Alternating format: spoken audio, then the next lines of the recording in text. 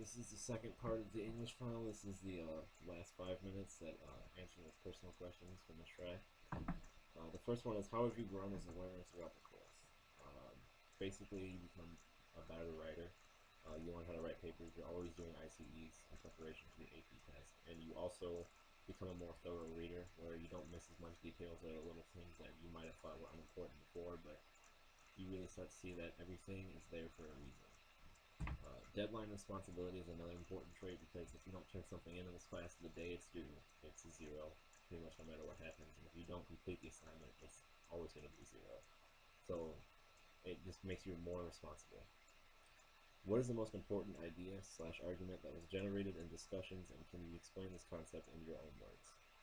The most important concept that was generated in our class discussions during the reading As I Lay Dying was the idea of multiple personas, which basically says that everyone is different around every other person. So you're not the same person you are when you're talking to your grandma as when you're talking to your best friend.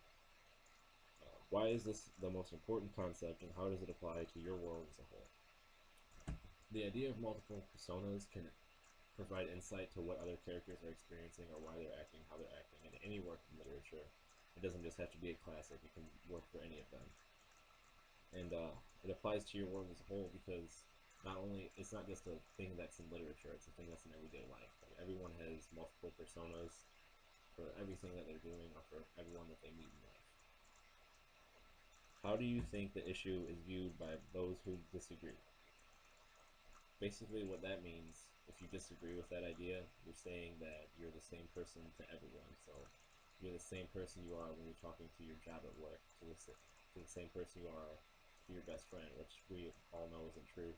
So disagreeing with this is basically just, it doesn't make any sense. You can't really disagree with the idea. How can slash will you use what you learned in this course outside the four walls of the classroom? Um, in every class in your senior year, you're going to have a lot of papers. Basically, the class makes you a better writer all around. You can write better papers for history, you can write better papers for the electives that you're in if you have to write papers. But writing is an important skill in high school, and this class really defines on writing. How can slash will you use what you learned in this course after graduation? After graduation, when you're in college or when you're in your job, it's going to be important that you know how to write effectively.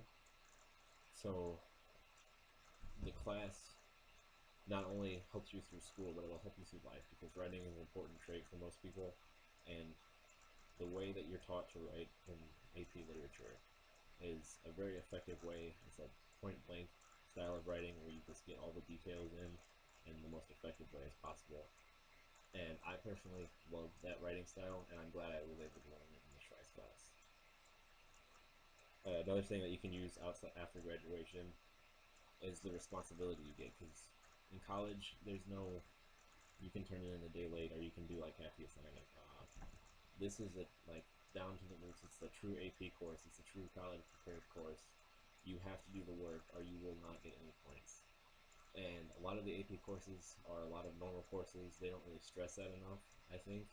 So in this class, I've always done every single question on every single assignment, and I've always turned it in on time because I was basically too afraid, honestly, to not turn something in because I didn't want to have to see what Miss Try was like if I didn't do my work. What advice do you have for future learners in this classroom? Get the work done on time and get it done completely. There's no point in doing a bunch of work and then trying to turn it into Miss Try with like 2 questions unanswered because every time you're going to get a 0. So I mean, you might as well at least try your hardest. I think the class really stresses on reaching maximum potential as a reader and writer. And the other piece of advice I have is listen to Miss Try's writing advice because she went to school for it. She obviously knows what she's doing. She's a very good teacher, in my opinion. And I think that she's probably one of the most inspirational people. And I'm not just saying this to suck up, by the way.